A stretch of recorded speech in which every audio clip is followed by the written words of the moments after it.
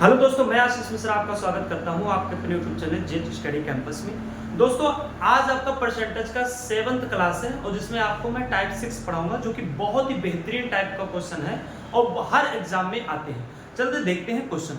चलिए दोस्तों, देखते हैं इस प्रकार का क्वेश्चन।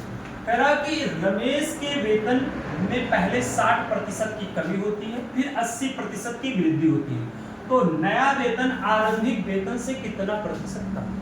इस प्रकार के क्वेश्चन को बेटा अगर मैं एक्सपेंडेड फॉर्म में लगाऊं तो बहुत बड़ा चलेगा, लगा सकते हैं, लेकिन हमें वन डे एग्जाम क्लियर कर रहे हैं, हम नौकरी पाना है, तो हमें इतना बड़ा अपने आप को नहीं दिखाना है कि हमें कितना लॉन्ग लगाते हैं, हमें ये दिखाना है कितना शॉर्ट में लगाते हैं। तो जब बेटा कर्मिक लाभ और हानि हो, जब कर्मिक लाभ और हानि हो, तो आपका जब ऐसे फार्मूले हो तो इसमें एक फार्मूला लगता है x प्लस वाई बटे 100। जब आपका कर्मिक वृद्धि हो और हानि हो तो आपको यही फार्मूले से क्वेश्चन को उड़ा देना, x plus y plus x y upon 100। अब देखो बेटा x इसमें क्या है, जो कमी होगी उसको हम किससे रिप्रेजेंट करेंगे, x से, और कमी होती है बेटा तो माइनस बोलते हैं, जब कमी होता है इसका मतलब घटता है, और वृद्धि को मैं बेटा y से रिप्रेजेंट करूंगा और वृद्धि होगी तो 80 प्लस मिलेगा। बात समझ में आ रही है बच्चों।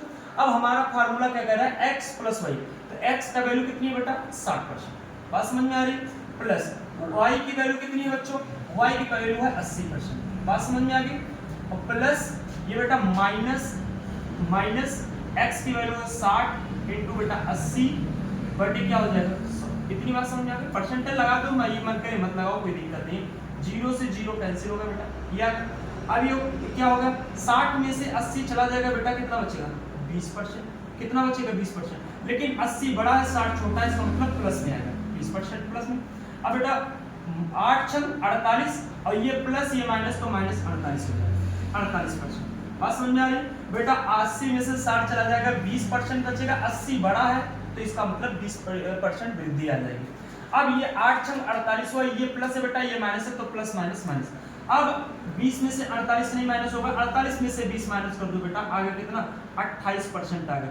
28% आया, लेकिन बड़ा कौन है, 48 बड़ा है, इसका मतलब माइनस का चिन्ह लग जाएगा, इसका मतलब उसको पूरे वेतन में कितने परसेंट कमी हो रही है, आरंभिक वेतन कह रहा कि आरंभिक वेतन से कितने प्रतिशत कम है, इसका मतलब कितने परसेंट कम है बेटा 28% कम है। इस प्रकार के क्वेश्चन को आप इसी तरीके से उड़ा देना है, आपको एक्सपेंडेड फॉर्म में बताया गया, आप इसको धीरे धीरे करके जल्दी जल्दी भी कर सकते हैं। समझ में आ गया बच्चों। मिलते हैं आपको नेक्स्ट क्वेश्चन के साथ। चलिए दोस्तों, देखते हैं इस प्रकार का क्वेश्चन। कह रहा है कि एक वर्ग की लंबाई और चौड़ाई में क्रमशः 30% और 20% की वृद्धि की जाती है, परिणामी आयत का क्षेत्रफल वर्ग के क्षेत्रफल से कितने प्रतिशत अधिक है।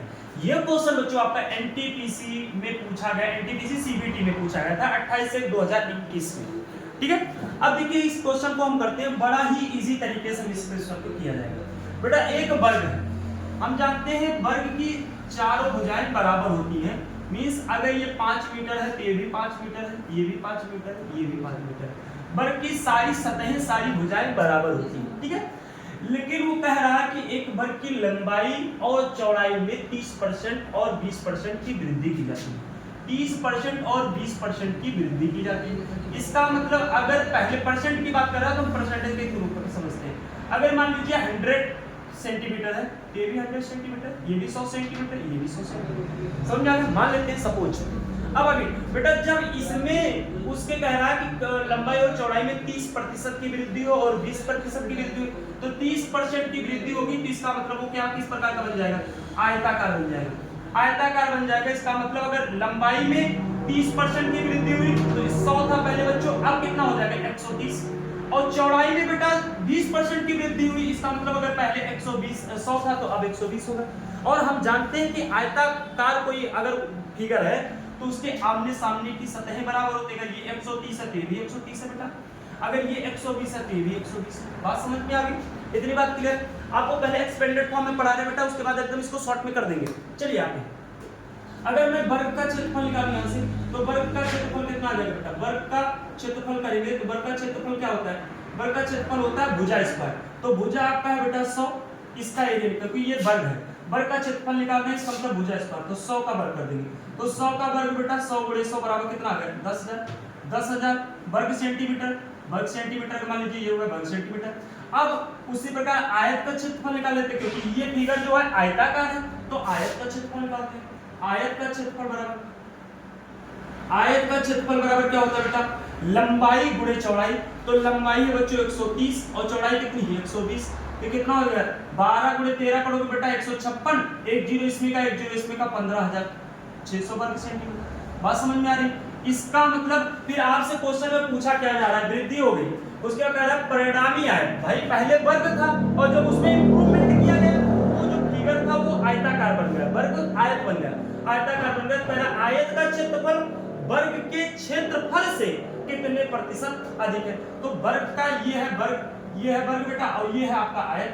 अब वर्ग का क्षेत्रफल कितना है 10,000 है और आयत का क्षेत्रफल कितना है 15,600 है।